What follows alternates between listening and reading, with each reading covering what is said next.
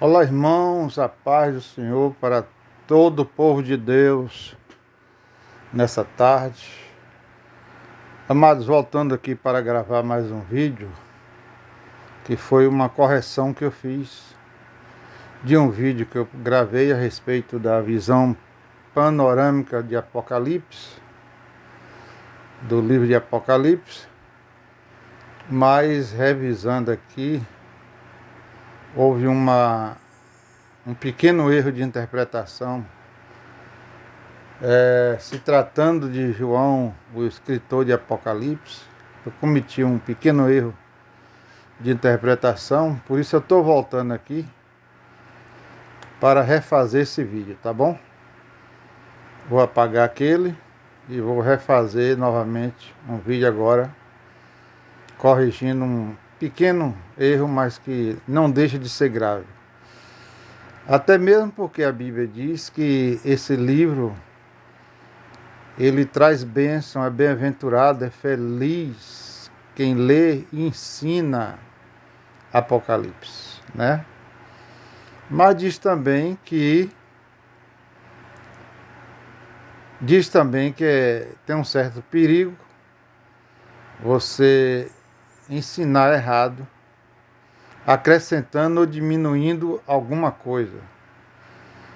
Porque se você acrescentar, o livro diz que as pragas do livro será acrescentada na tua vida. Se diminuir, diz que você terá sua participação na árvore da vida diminuída, né? Então, é um livro de muita responsabilidade, para ler com muita responsabilidade e reverência e zelo, e ensinar também, né? Para ensinar com muita responsabilidade, tá bom? Mas é um livro abençoado, é um livro de revelações. E o próprio livro diz que é bem-aventurado, é feliz quem lê, quem pratica e quem ensina a respeito desse livro, tá bom? Então por isso estou voltando aqui para consertar um pequeno erro. Porque nessa mensagem eu falo a respeito da visão panorâmica do Apocalipse, né? E nessa visão panorâmica eu quero dizer que os capítulos têm suas funções, né? Eu quero falar capítulo por capítulo e mostrar nessa tarde que os capítulos têm suas funções, o seu tempo de cumprimento, sua finalidade, seus temas, né? Por exemplo, do capítulo 1 até o 3, 1, 2 e 3,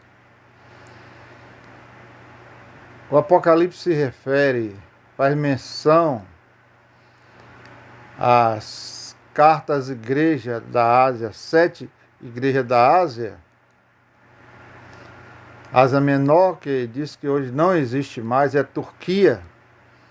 Então, essas 7 igrejas da Ásia hoje é Turquia, é lá na Turquia. Então, os 3 primeiros capítulos são capítulos dedicatórios às igrejas que estavam na Ásia, que hoje é Turquia. E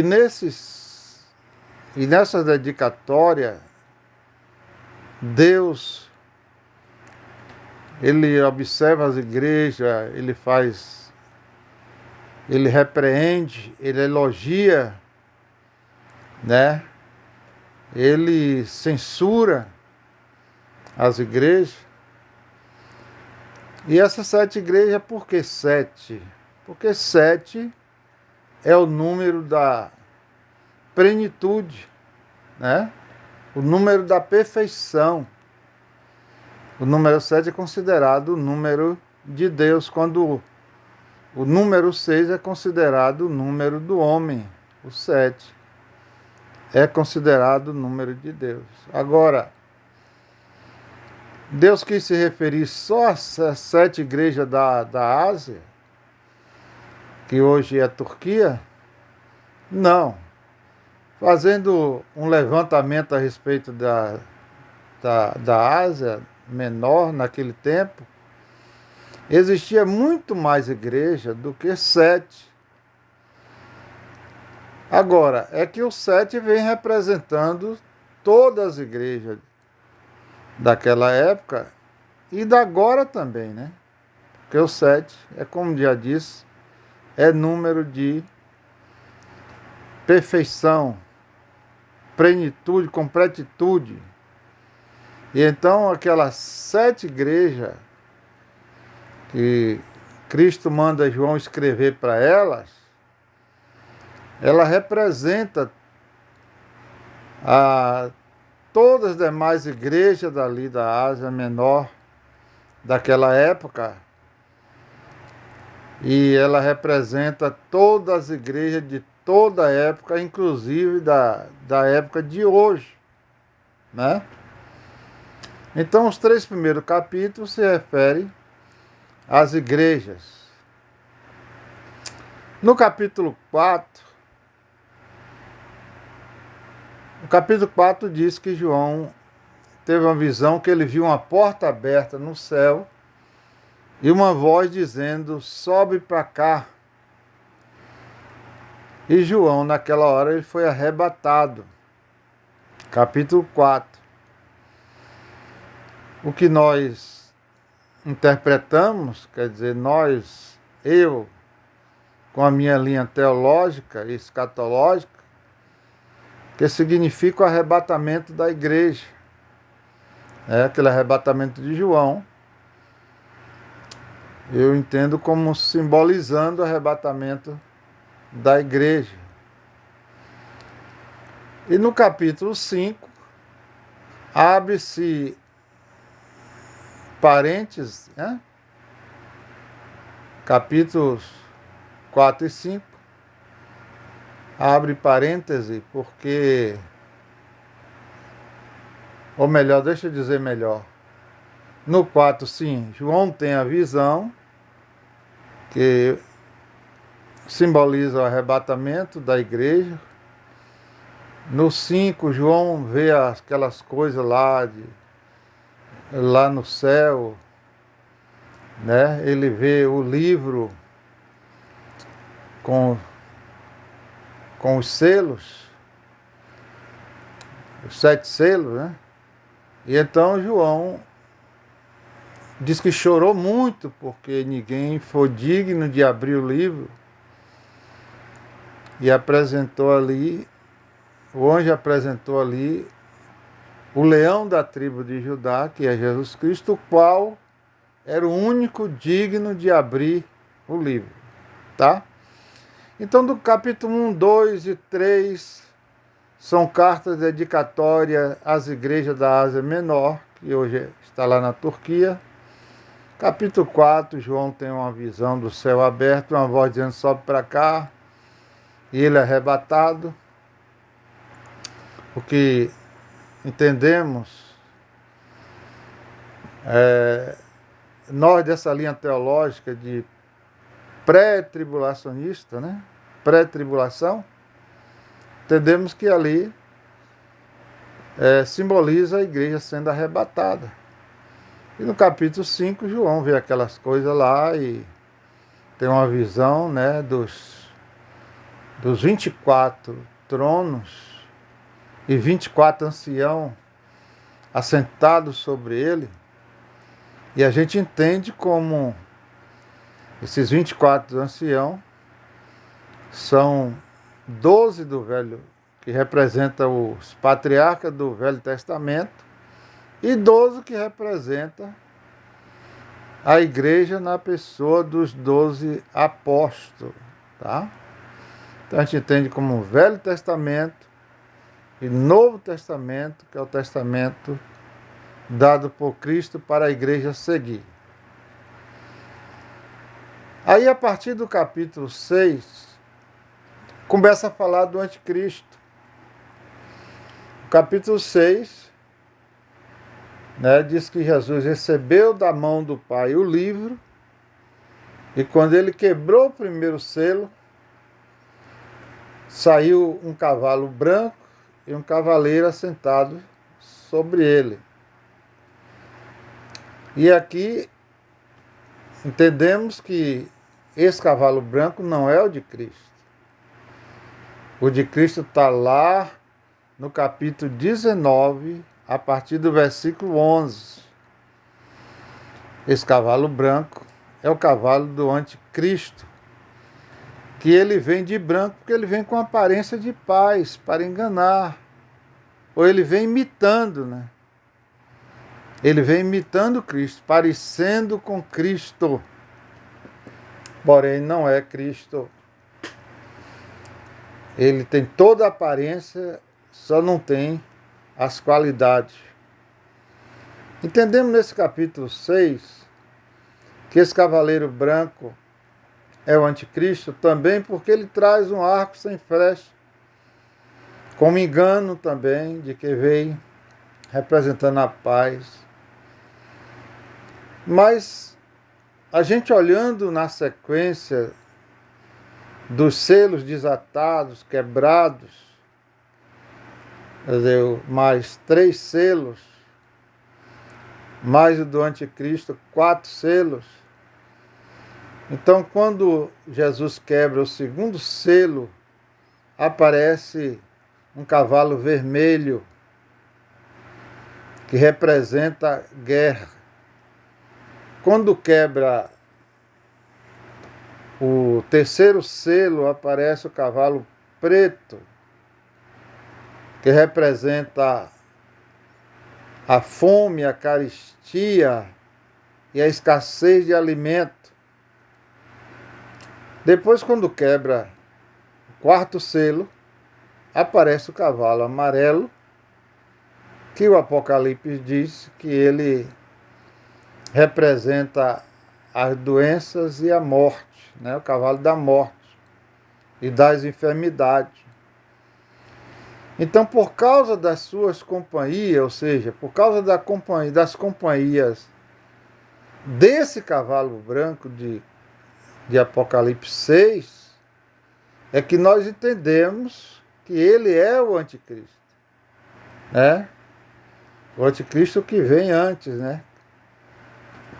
Enganando, dizendo que é o Cristo. E Jesus falou, advertiu a respeito disso lá em Mateus 24. Então, as companhias desse cavalo branco do capítulo 6 são companhias ruins, né? Não pode ser companhia de Cristo. E então, agora, muitos dizem assim, ou perguntam assim, e começou a grande tribulação então a partir do 6? Não, irmãos, eu acredito que ainda não.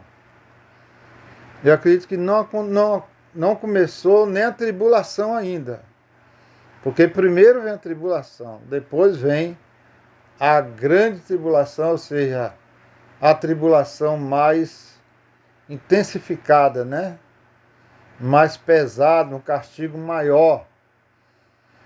Mas aqui nesses 6, surge um homem que vai ser preparado para governar mundialmente,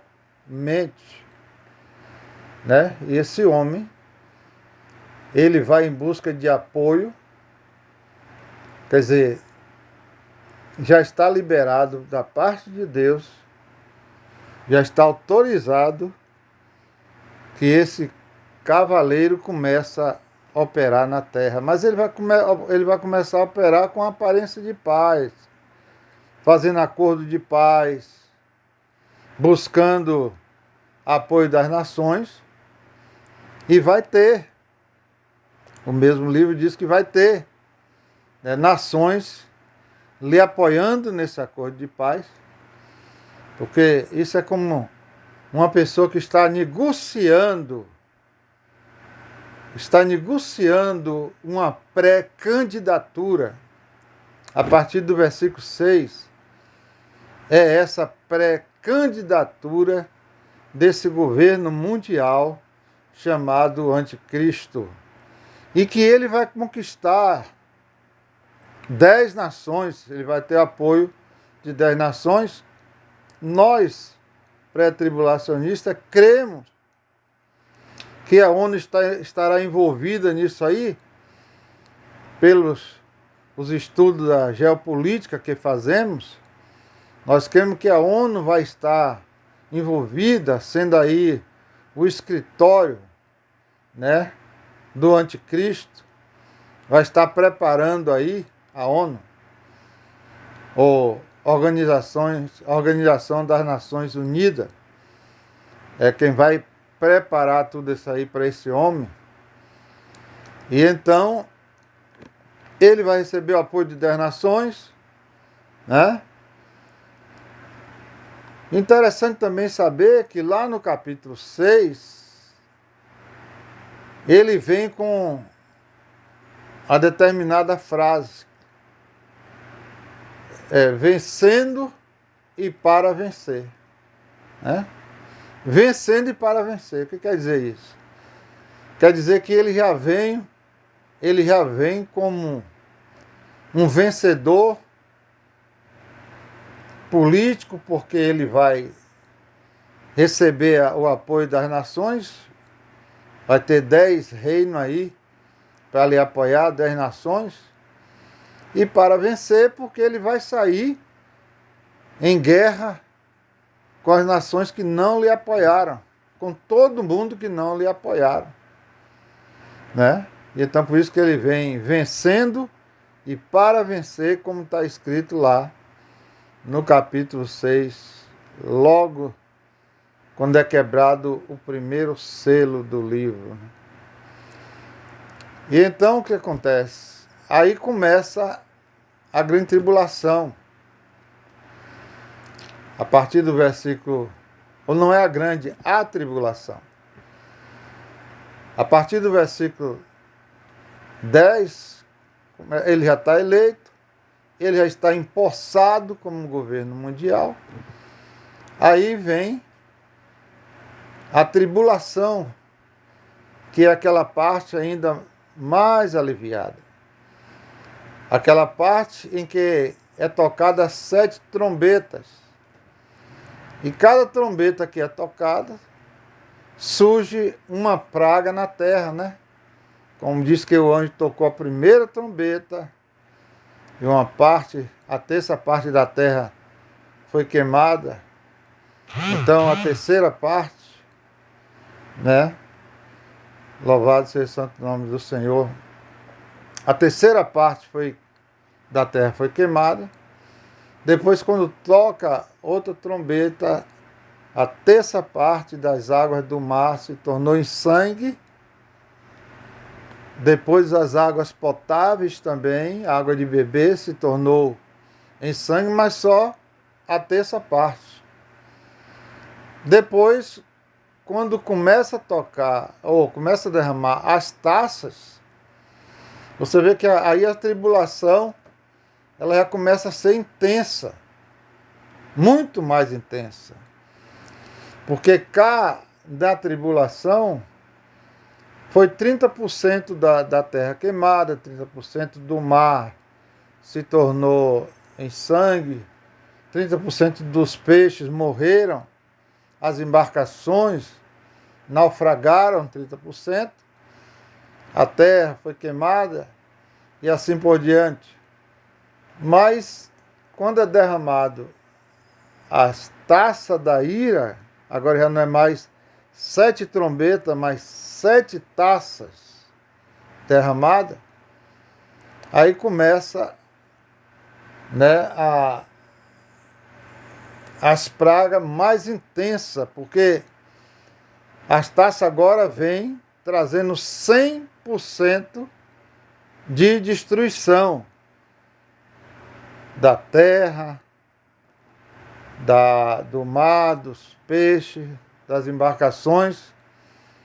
Quer dizer, os 70% que restavam agora são destruídos, né? Com as pragas que vêm no derramamento das taças.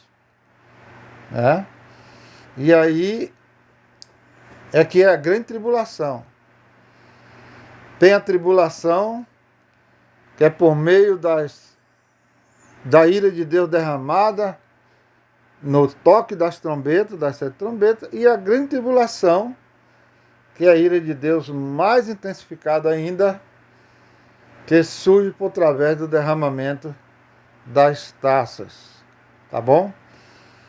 Agora, no capítulo 19, versículo 11, quer dizer, até o versículo 10 ainda é grande tribulação.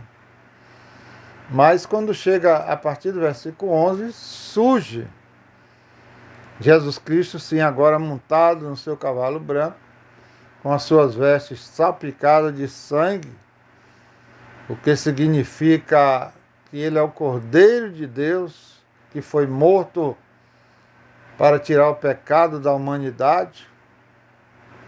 No versículo 19, no capítulo 19, a partir do versículo 11.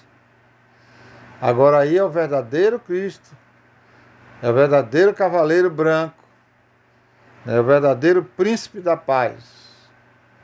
E não o de cá do capítulo 6, que é o engano, né? A mentira. Agora no capítulo 20, o que acontece? Você tem um milênio.